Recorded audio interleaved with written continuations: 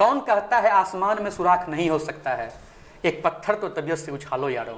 कुछ इसी तर्ज पर बरौनी के गरहरा विद्यालय में कार्यरत एक ऐसे शिक्षक आज हमारे इस केवी स्टूडियो में आए हैं जिनका नाम मुस्तफिज हुआ करता है, और वो विभिन्न कार्यक्रमों के माध्यम से, विभिन्न गतिविधियों के माध्यम से ग्रामीण बच्चों में शिक्षा का ज्योत जगा रहे हैं, शिक्षा की अलख जगा रहे हैं, और एक लक्ष्य लेकर के दिन रात मेहनत कर करके विभिन्न बच्चों के रोल मॉडल के रूप में आज हमारे बीच आए हैं। केवी स्टूडियो के कहता बेगूसराय बढ़ता बेगूसराय प्रोग्राम में हमारे आज के अतिथि हैं मुस्तफिज सर। मुस्तफिज सर, केवी स्टूडियो में आपका हार्दिक स्वागत है। सर बहुत बहुत धन्यवाद। सबसे पहले तो मैं अपनी ओर से डॉक्टर रोशन सर जो इस केवी स्टूडियो के संचालक हैं उनका धन्यवाद, और केवी स्टूडियो की पूरी टीम का धन्यवाद ज्ञापन करना चाहता हूं कि इस तरीके के प्रोग्राम को वो करके और पूरे बेगूसराय ज़िला नहीं बल्कि पूरे देश में एक अच्छा संदेश दे रहे हैं कि जो भी प्रतिभाएं हैं उनको सामने ला रहे हैं और उनका इंट्रोडक्शन, उनका परिचय जो है लोगों से करवा रहे हैं, लोगों तक उस बात को पहुंचा रहे हैं। जिन प्रतिभाओं को लोग अभी तक नहीं जान पा रहे थे उनसे रूबरू होने का मौका लोगों को मिल रहा है। इसके लिए मैं पुनः आप लोगों का और केवी स्टूडियो का, खास करके रोशन सर का धन्यवाद करना चाहता हूँ। धन्यवाद सर। आजकल परिचय का सिलसिला चला है और लोग एक दूसरे को किसी न किसी माध्यम से जानते हैं। आज पूरा बेगूसराय को मुस्तफिज सर को जानने का मौका मिला है। मैं चाहता हूं सर अपने बारे में कुछ अपनी ज़बानी बताएं। सर, शिक्षा के क्षेत्र में मैं 2003 ईस्वी में गांव में ही एक प्राइवेट शिक्षण संस्थान हुआ करता था, किंचिन गार्डन करके, तो वहाँ मैंने सेवा दी। उसके बाद फिर लगभग 2 सालों तक वहाँ मैंने सेवा दिया। फिर 10 साल 2005 से लेकर के 2014 ईस्वी तक लगभग के 10 साल का एक लंबा समय मैंने बेगूसराय के ही बहुत नामी स्कूल आदर्श कन्या उच्च विद्यालय में मैंने अपनी सेवा दी। इस बीच में 1-2 साल के लिए मुझे भारद्वाज गुरुकुल शिक्षण संस्थान जो है वहाँ भी सेवा देने का अवसर प्राप्त हुआ। और फिलवक्त मैं अभी मध्य विद्यालय गढ़ारा में कार्यरत हूँ। विभिन्न सरकारी और गैर सरकारी विद्यालयों में जब एक व्यक्ति का अनुभव हो तो उसे आप एक शिक्षा की मसाल थामने वाले लोग कह सकते हैं। एक कवि ने कहा है कि ले मसाले चल पड़े हैं अब लोग मेरे गांव के, अब अंधेरा जीत लेंगे लोग मेरे गांव के। शिक्षा की अंधकार को हरने का प्रयास सभी अपने स्तर से कर रहे हैं। सर, आपने अपने विद्यालयों में ऐसा क्या खास किया जो आपको अभी स्मरण है और आप हमारे दर्शकों को बताना चाहते हैं? सर, मैं आर्ट्स का शिक्षक हूँ लेकिन मेरी रुचि जो है वो साइंस में भी है और आर्ट्स में भी है। और मैं चाहता हूँ कि बच्चों का सर्वांगीण विकास हो और इसलिए मैं प्रयास करता हूँ विद्यालय में जहाँ जहाँ भी मैं रहा मैंने प्रयास किया कि बच्चों का सर्वांगीण विकास हो। इसी कड़ी में मैंने अपने विद्यालय के अंदर में 16/2/2019 को साइंस और आर्ट्स एग्जीबिशन लगवाया था जिसमें 5 से लेकर के 8 क्लास के बच्चों ने पार्टिसिपेशन किया था।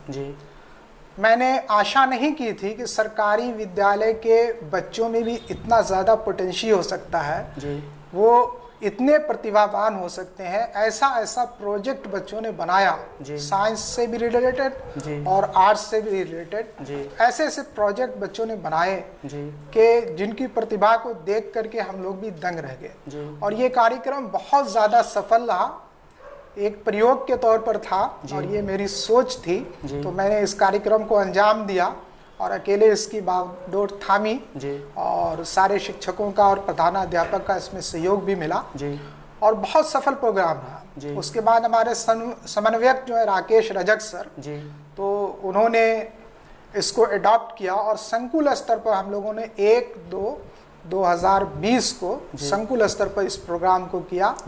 और उस प्रोग्राम के अंदर माननीय मटियानी विधायक बोगू सिंह जी चीफ गेस्ट के रूप में आए थे और जिसमें जो अभी आप जिस मिशन को लेकर के चल रहे हैं दिनकर जी के प्राथमिक पाठशाला के जीर्णोद्धार के सिलसिले में, तो वहाँ पर माननीय विधायक जी ने ये वादा किया था कि चूँकि मेरा ये विधानसभा क्षेत्र नहीं है, नहीं तो ये काम तो मैं बिल्कुल चुटकी बजाते कर देता। सही बात है। लेकिन फिर भी उन्होंने वादा किया था कि एमएलसी महोदय के मैं उनसे मैं ये करवा दूंगा काम। और वो वादे के अनुरूप उन्होंने MLC महोदय को अनुशंसा भी इस काम के लिए किया है जी। और मैं उम्मीद करता हूँ या आशा करता हूँ कि दिनकर जी की जो प्राथमिक पाठशाला है, सिर्फ दिनकर जी नहीं, रामचरित्र बाबू भी वहाँ से पढ़ के निकले। पटना हाई कोर्ट के जो पहले जज हैं ताहिर हुसैन साहब, वो भी वहाँ से पढ़ करके निकले। अनेकों विभूतियाँ वहाँ से पढ़ करके निकली हैं। तो मेरी तो ये हार्दिक ये होगा कि वहाँ उस विद्यालय का जीर्णोद्धार जल्द से जल्द हो सके। हमारी भी और केवी स्टूडियो की पूरी टीम की भी आकांक्षा है कि जनसहयोग का जो एक सैलाब उमड़ करके आया है उसमें विभिन्न लोग जुड़े हैं, जनप्रतिनिधि जुड़े हैं, शिक्षक जुड़े हैं और सारे समाज मिल करके इस जो दिनकर जयंती आगामी 23 सितंबर को आने वाली है उस समय तक कम से कम एक कमरा कम से कम ऐसा दिखाने के लायक हो सके कि हमारे जो शिक्षा की ज्योति जगाने का मसाल हम सबों ने थाम के रखा है वो बुझ नहीं सकती है, वो डगमगा नहीं सकती है, चाहे आंधियाँ लाख आ जाएँ। बिल्कुल सर, बिल्कुल मैं आपकी बातों से बिल्कुल सहमत हूँ और मेरी हार्दिक ये इच्छा है कि आचार संहिता लगने से पहले पहले वो फाइल जो है आगे तक पहुँच जाए और कुछ न कुछ उस फाइल का काम हो जाए जी। और अभी जो एक मिशन चली है जिसमें सारे लोग जुड़ रहे हैं जी, और उस विद्यालय को लेकर के जो राष्ट्रकवि दिनकर जी की प्राथमिक पाठशाला है जो 5 कमरे उसमें है उसका जीर्णोद्धार हो जी। तो ये मेरी हार्दिक इच्छा है कि जल्द से जल्द ये काम जो है पूर्ण हो जाए। 23 सितंबर उनकी जयंती है, उनके जयंती से पूर्व कम से कम एक कमरा जो है जी जी। वो तो बेहतर हो ही जाए और संग्रहालय सह पुस्तकालय के रूप में जो है उसको मैं देखना चाहूँगा। और इसमें आपका भी बहुत बड़ा योगदान है, इसके लिए आपको मैं हार्दिक बधाई और शुभकामना अपनी ओर से देना चाहता हूँ।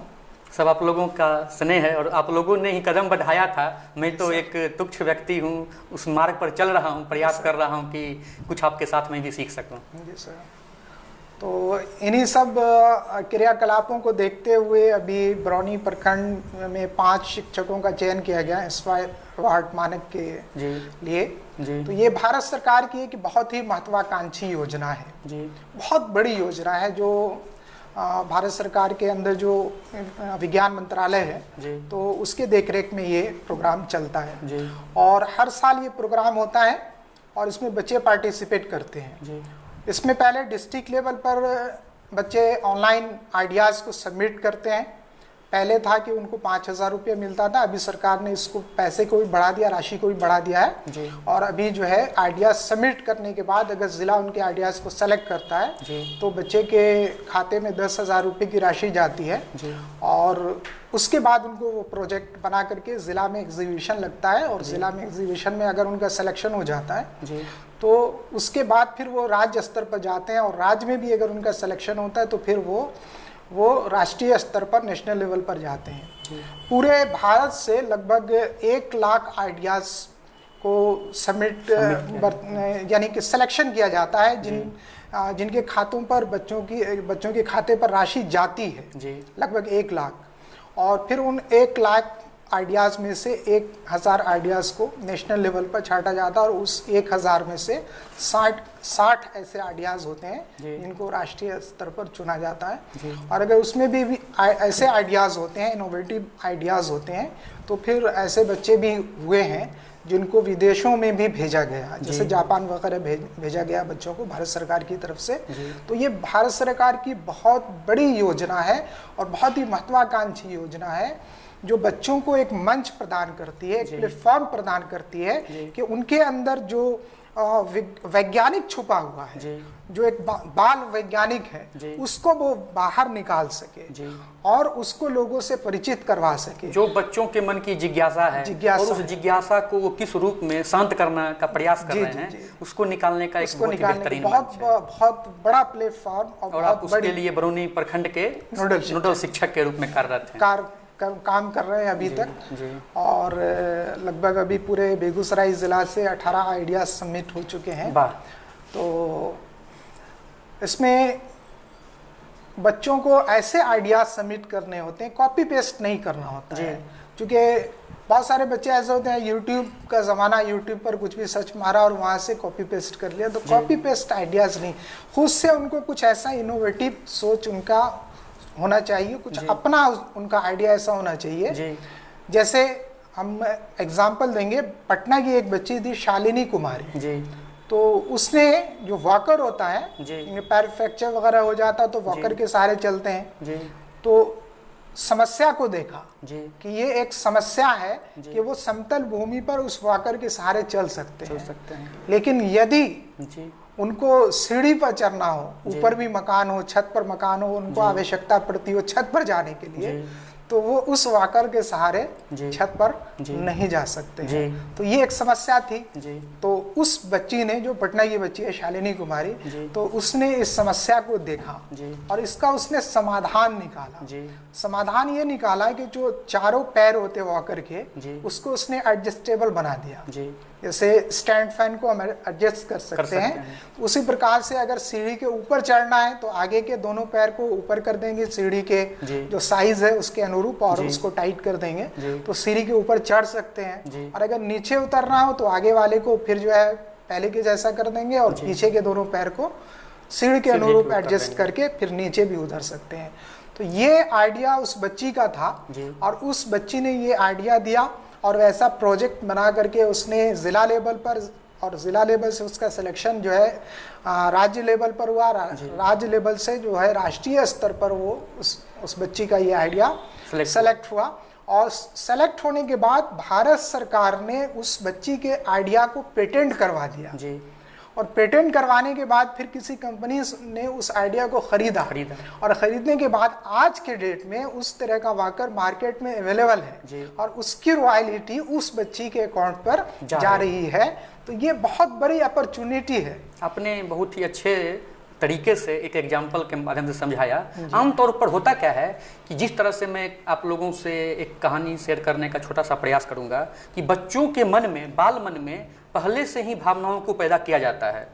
एक महान वैज्ञानिक जगदीश चंद्र बसु हुआ करते थे, उनके बाल मन में ही ये बात उनके माता पिताजी ने बैठाया था कि पेड़ पौधे में भी जीवन होता है और उसको तोड़ने से उनको भी कष्ट होता है। तो वो एक महान वैज्ञानिक बने।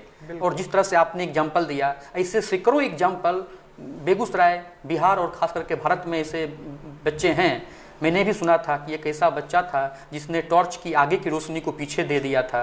एक ऐसे बूढ़े व्यक्ति थे, मोतिहारी के वो निवासी हैं, उन्होंने अपनी पत्नी से मिलने के लिए अपने रिक्शे में ऐसा चक्का लगाया कि वो नदी को पार करके रिक्शा पार कर जाती है। ऐसे बहुत सारे वैज्ञानिक हैं जिन्होंने जब कपड़ा को साफ करने का प्रयास किया तो पैर से वॉशिंग मशीन में उन्होंने पैडल सेट करके उसको साफ किया। जब पंखों की जो पत्तियां होती हैं वो आमतौर पे ठंडे मौसम में काम नहीं करती हैं तो उन्होंने पंखे के पत्तियों को झुकने का आइडिया बना दिया। तो ऐसा क्या प्रयास माता पिता या शिक्षक कर सकते हैं जिससे कि बच्चे के मन में इस तरह का विकास हो सके? मैं आपसे जानने का प्रयास करता हूँ। तो देखिए, सबसे पहले तो आपको बच्चे को ये बताना पड़ेगा कि उनको जोड़ना पड़ेगा, कनेक्ट करना पड़ेगा। आपको खुद भी बच्चों से कनेक्ट होना पड़ेगा जी। सबसे पहले तो आपको टीचर अगर हैं तो एज ए टीचर आपको बच्चे से कनेक्ट होना पड़ेगा जी। उनके अंदर क्या कमी है, क्या उनके अंदर खूबी है, उसको आपको जानना पड़ेगा जी। उसके अंदर और उसके मनोविज्ञान को आपको सबसे पहले जानना पड़ेगा और उसके दिल में क्या चल रहा है, उसके अंदर क्या बातें चल रही हैं, उन बातों को आपको सबसे पहले जानना होगा, कनेक्ट होना पड़ेगा उस बच्चे से। उसके बाद फिर आप उसको एज ए गाइड बन करके आप उसके माता पिता के रूप में आप उसका मार्गदर्शन कर सकते हैं। उसके अंदर जो छुपी हुई प्रतिभा है उस प्रतिभा को आप बाहर ला सकते हैं। इसी सोच के तहत मैंने अपने विद्यालय में भी विद्यालय स्तर पर विज्ञान एवं कला प्रदर्शनी का आयोजन किया और फिर इसी उद्देश्य को आगे बढ़ाते हुए हमारे कोऑर्डिनेटर राकेश रजक सर को मैं इसके लिए धन्यवाद देना चाहूँगा कि उन्होंने इसको अडॉप्ट किया और आगे संकुल स्तर पर, क्लस्टर लेवल पर इस प्रोग्राम को उन्होंने करने का काम किया और बहुत ये सफल प्रोग्राम रहा और उसमें बहुत सारे बच्चों ने एक से एक बढ़ के प्रोजेक्ट बनाया। हम लोगों ने ये आशा नहीं की थी, उम्मीद नहीं की थी कि इस तरीके के प्रोजेक्ट सरकारी विद्यालय के बच्चे बना सकते हैं। एक प्राइवेट स्कूल में तो इस तरीके का प्रोग्राम होता रहता है, लेकिन सरकारी विद्यालय के अंदर जब हम लोग गए थे उद्घाटनकर्ता के रूप में, उस वक्त में आए हुए थे ट्रेनी IAS जो बरौनी प्रखंड में निखिल सर, तो उनसे जब हम लोग समय लेने के लिए गए तो सबसे पहले हम लोगों ने उनसे बताया कि इस तरीके का हम लोग प्रोग्राम करने जा रहे हैं विज्ञान एवं कला प्रदर्शनी के नाम से, तो सर आप अगर आते और उद्घाटन कर देते तो हम लोगों का सौभाग्य होता जी। तो उन्होंने कहा कि ये प्राइवेट शिक्षण संस्थान है, तो मैंने कहा नहीं सर ये सरकारी विद्यालय है जी। तो वो चौंक गए बिल्कुल जी और बोले सरकारी विद्यालय है जी, तो सरकारी विद्यालय है तो मैं ज़रूर समय दूंगा, मेरा शेड्यूल उस दिन बना हुआ है कहीं बाहर जाने का, लेकिन मैं चूंकि सरकारी विद्यालय के अंदर इस तरीके का प्रोग्राम होना ये अपने आप में एक बड़ी चीज़ है, ये बहुत बड़ी चीज़ है। तो मैं आपसे बिल्कुल वादा करता हूँ कि मैं 1 घंटे का समय निकाल के भी ज़रूर उस कार्यक्रम में आऊँगा, शिरकत करूँगा। और वो समय मैं इसके लिए उनको आपके केवी स्टूडियो के माध्यम से भी सर जहाँ भी हूँ मैं उनको केवी स्टूडियो के माध्यम से बहुत बहुत धन्यवाद देना चाहूँगा कि जो समय उन्होंने दिया था सो समय वो पहुँचे और 1 घंटे का समय उन्होंने कहा था, एक घंटा उन्होंने हम लोगों के बीच और बच्चों के बीच और बच्चों का जो प्रोजेक्ट बच्चों ने बनाया था वो बच्चों के बीच में गए और सारे बच्चों का फीडबैक लिया, बच्चों से मिले, बच्चों से पूछा कि आपने बेटा क्या बनाया है, इसका क्या उद्देश्य है, पूरी जानकारी ली जी। चूँकि आईएएस थे, आईएएस फेस करके निकाल करके आए थे, तो एक अलग टाइप से जो उनकी वहाँ पर जो भूमिका देखने को मिली वो बहुत अच्छी भूमिका देखने को हम लोगों को मिली और हम लोगों का मनोबल जो है काफ़ी जो है हाई हुआ उनकी वजह से जी। और इस तरीके का जो है प्रोग्राम सरकारी विद्यालयों के अंदर ये मेरी सोच है कि होते रहना चाहिए ताकि जो बच्चों के अंदर छुपी हुई प्रतिभाएं हैं वो बाहर आ सके और जनमानस तक वो प्रतिभाएं पहुंच सके जी। मुस्तफिज सर, आमतौर पर तो विद्यालय सरकारी और प्राइवेट में बटे हुए ही हैं, लेकिन ऐसा देखा गया है कि लोग बच्चों को भी, सरकारी बच्चों को अलग नज़र से देखते हैं और प्राइवेट बच्चों को अलग नज़र से देखते हैं। और उससे भी बड़ी स्थिति इस कोरोना काल में देखने को मिला कि एक और जहां प्राइवेट विद्यालय के बच्चे ऑनलाइन शिक्षा, मोबाइल एजुकेशन और विभिन्न तरह की शिक्षाओं को प्राप्त कर रहे हैं, दूसरी ओर सरकारी स्कूल के वो बच्चे आजकल गांव गलियों के चौराहे पर, रोडों पर समय को बेकार बिताते हुए मिल जाते हैं। सर, मैं चाहता हूँ कि कुछ इस बारे में अपने विचार व्यक्त करें। सर देखिए, आपका जो कहना है बहुत कुछ सही है, लेकिन बहुत शिक्षक ऐसे भी हैं जो सरकारी विद्यालय के शिक्षक हैं वो ऑनलाइन क्लासेस चला रहे हैं, अपने स्तर से वो ऑनलाइन क्लासेस चला रहे हैं। और आपको बहुत सारे शिक्षक ऐसे मिलेंगे सरकारी विद्यालय के अंदर काम करने वाले जो इस कोरोना काल के अंदर फर्स्ट टाइम से जब लॉकडाउन लगा तभी से वो स्मार्टफोन के माध्यम से, वो बच्चों से फेसबुक के माध्यम से, जैसे हमारे सामने भी बैठे वो उपेंद्र सर भी, वो भी ऑनलाइन फेसबुक के माध्यम से जो है लाइव आकर के उन्होंने भी जो है प्रोग्राम किया। शिक्षकों की कहानी को समेटने का प्रयास करते करते हो सकता है कि हम लोगों को धरती को कागज करना पड़े और समुद्र को लेखनी के रूप में बनाना पड़े, लेकिन तब भी कहानी ख़त्म नहीं होगी। लेकिन मैं चाहता हूँ सर, आप हमारे स्टूडियो में आए हैं, आपने बहुमूल्य समय दिया है, तो कुछ अपने विद्यालय के बारे में बताएं। सर देखिए, जब मैं विद्यालय में 2014 में आया था जी, तो विद्यालय की स्थिति बहुत ज़्यादा अच्छी नहीं थी जी, लेकिन मैंने प्रयास किया जी उसको बेहतर बनाने का जी। उसके बाद फिर मुझे ट्रेनिंग करने के लिए बीएड कॉलेज समस्तीपुर जाना पड़ा जी। और जब मैं वहाँ से आया तो मेरे लिए ये सौभाग्य की बात है कि जो हमारे अभी वर्तमान के प्रधानाध्यापक हैं जी, श्री दिलीप सर, तो उनका बहुत ज़्यादा सहयोग मिला जी। और विद्यालय की जो स्थिति थी मैंने उसको अपने तौर पे बदलने की कोशिश की और उसको बदला भी जी। और सरकार की तरफ से पूर्व में जो राशि आती थी विद्यालय के इंफ्रास्ट्रक्चर के लिए तो वो पर्याप्त राशि नहीं होती थी, लेकिन पहली बार जो नीति आयोग है पीरामल फाउंडेशन की तरफ से ये बिहार सरकार को ये कहा गया था, तो बिहार सरकार ने उस राशि को बढ़ाया और पहली बार हमारे विद्यालय को 75,000 रुपये की राशि मिली जी। तो सामने हमारे जो है वो गड़ा था और बरसात के मौसम में जो है पानी जम जाता था तो बच्चे वगैरह गिरते थे, टीचर भी गिरते थे जी। तो हम लोगों ने लगभग 32 टेलर्स में बालू गिरवा करके उसको फिल करवाया, फिर उसके बाद जो है उस पर ईंटा सोलिंग करवा के फिर जो है बालू सीमेंट से उसकी टिपकारी करवा के और फिर जो है चारों तरफ बागवानी वगैरह जो है मैंने जब मैं आया स्कूल में तो पूरा बागवानी वगैरह बच्चों से करवाया, खुद भी लग करके नर्सरी से भी पौधा मंगाया मैंने। और शुरू में तो एक बार लगाए तो दूसरे दिन आज देखा ग्रामीणों ने उखाड़ दिया जी। उसके बाद फिर जो है मैंने हिम्मत नहीं हारा, फिर मैंने दूसरे दिन फिर लगाया जी। और फिर उसके बाद देखा कि फिर उखाड़ दिया जी। फिर तीसरी बार मैंने लगाया तो देखा वो लोग भी उखाड़ते उखाड़ते कि कब तक उखाड़ते रहेंगे जी। तो छोड़ दिया, नहीं उखाड़ा। उसके बाद फिर जो है मेरा बागवानी भी जो है वो भी काफ़ी अच्छा लहलहाने लगा जी।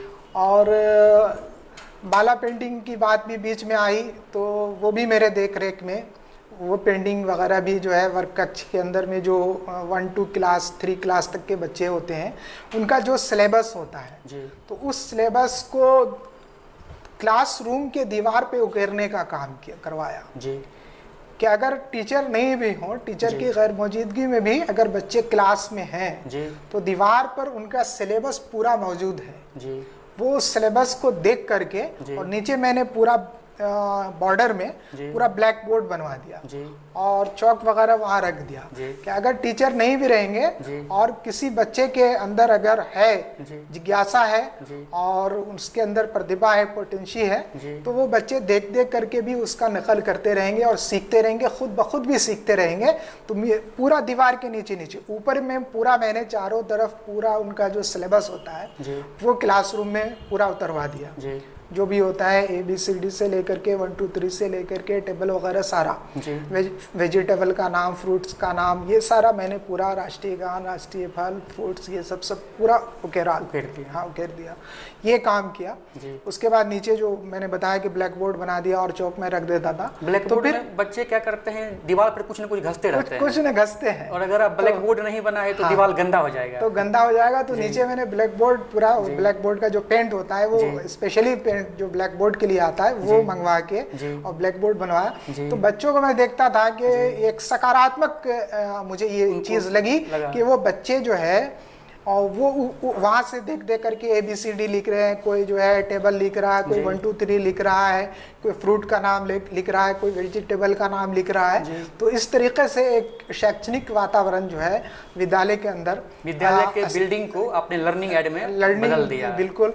और बच्चों की उपस्थिति भी कम हुआ करती थी, तो मैं रजिस्टर्ड से वर्ग शिक्षक से संपर्क करके रजिस्टर्ड से नाम निकालता था कि कौन से बच्चे विद्यालय नहीं आ रहे हैं। तो जब हम लोग सरकारी विद्यालय में भी, हम लोग भी सरकारी विद्यालय में ही पढ़ के निकले हैं, तो हमारे एक शिक्षक हुआ करते थे श्री साहू जी, गोविंद साहू जी, जो हमारे आदर्श भी हैं, स्वर्गवासी हो गए, ईश्वर उनको स्वर्ग में स्थान दे।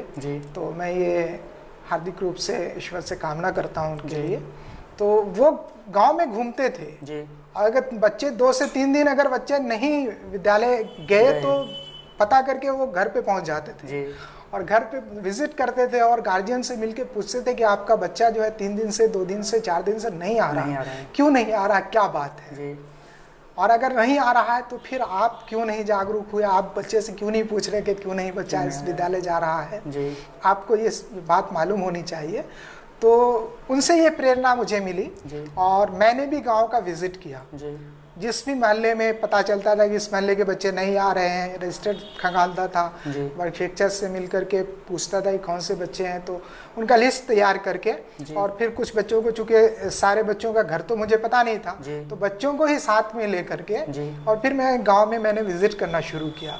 तो जब विजिट करना शुरू किया, बच्चों के गार्जियन से मिला, तो बहुत सारे बच्चे ऐसे भी होते थे जो घर से किताब लेकर के निकलते थे स्कूल के लिए, लेकिन विद्यालय तक पहुंच नहीं पाते थे। वो कहीं गाछी में यहाँ वहाँ खेलने कूदने में वो मसरूफ रहते थे, व्यस्त रहते थे, लेकिन विद्यालय में नहीं आ पाते थे। तो फिर जब मैं गार्जियन से मिला तो बोले कि मेरा बच्चा तो स्कूल जाता है। नहीं, इतना आपका बच्चा तो 10 दिन से 15 दिन से 2 हफ्ते से नहीं आ रहा है स्कूल, और हमारा ये रजिस्टर गवाह है कि हमारा आपका जो है बच्चा का अटेंडेंस वहाँ नहीं बन रहा है, विद्यालय नहीं आ रहा है। तो फिर जो है ये एक कम्युनिकेशन गैप वाली बात थी। तो फिर गार्जियन से जब मैं मिला, वो बोल रहे हैं कि स्कूल जा रहा है, और फिर मैंने पता किया कि कहाँ ये बच्चे जाते हैं, तो जहाँ का ट्रेस मिला कि वो बच्चे फलां गाछी के अंदर जाके खेलते हैं। फिर मैं वहाँ भी गया और कुछ बच्चों से मुलाकात भी हुई, बात भी की, फिर मैंने उनको समझाया एज ए गार्जियन, भाई के रूप में, चाचा के रूप में, पिता स्वरूप बन करके उनको समझाया और समझाने के बाद में देखा कि बहुत सकारात्मक इसका जो है परिणाम सामने आया कि बच्चे धीरे धीरे विद्यालय से जुड़ने लगे और विद्यालय में जो उपस्थिति हुआ करती थी वो लगभग जो है वो डबल के आसपास हो गई। मेरे पहले जो उपस्थिति थी वो आने के बाद में और विजिट करने के बाद में लगभग उपस्थिति में वो बहुत ज़्यादा जो है बढ़ोतरी हुई। तो ये जो है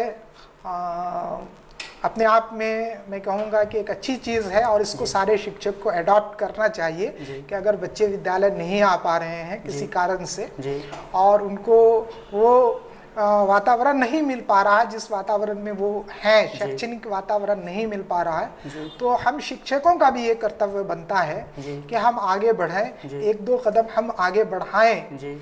काफ़ी प्रतिभाशाली होते हैं बच्चे, बच्चों के अंदर प्रतिभा की कोई कमी नहीं होती है, लेकिन बस सिर्फ ये है कि उनकी प्रतिभा को बाहर निकाला जाए। उनसे हम शिक्षकों का ये कर्तव्य है कि हम उनसे कनेक्ट हों, हम उनसे जुड़ें, उनसे लगाव पैदा करें, उनकी साइकोलॉजी को हम रीड करें और बच्चों के अंदर जो कमी है उसको पता करें कि क्या इसके अंदर चल रहा है, उसके अंदर की बात को लेने की कोशिश करें और उससे कनेक्ट हो करके अगर हम कनेक्ट होते हैं तो सरकारी विद्यालय के अंदर से भी आप जैसे पूर्व में अगर देखेंगे तो प्राइवेट स्कूल का कॉन्सेप्ट नहीं था।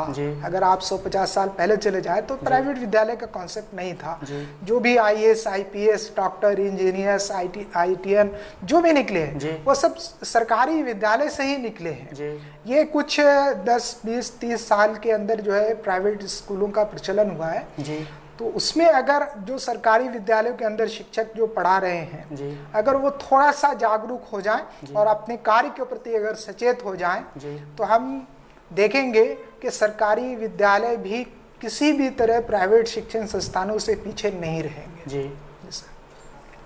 अगर एक शिक्षक चाह ले तो क्या नहीं हो सकता है। अगर चाणक्य नहीं होते तो चंद्रगुप्त नहीं होते, अगर द्रोणाचार्य नहीं होते तो पांडवों की एक सेना खड़ा नहीं होते, अगर भगवान कृष्ण नहीं होते तो महाभारत का जो युद्ध शायद अर्जुन नहीं जीत पाते।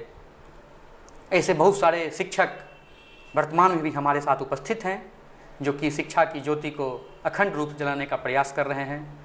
केवी स्टूडियो के कहता बेगूसराय बढ़ता बेगूसराय के आज के कार्यक्रम में आप हमारे बीच अतिथि के रूप में आए, आपने अपना कीमती वक्त दिया और अपने अनुभवों को और ख़ास करके इंस्पायर अवार्ड के बारे में चर्चा किया। इसके लिए आपका आभार, आपका धन्यवाद। बहुत बहुत शुक्रिया सर, बहुत बहुत धन्यवाद आपको भी और रोशन सर को भी और केवी स्टूडियो की पूरी टीम को मैं अपनी ओर से बहुत बहुत बधाई और शुभकामना देता हूँ। धन्यवाद सर।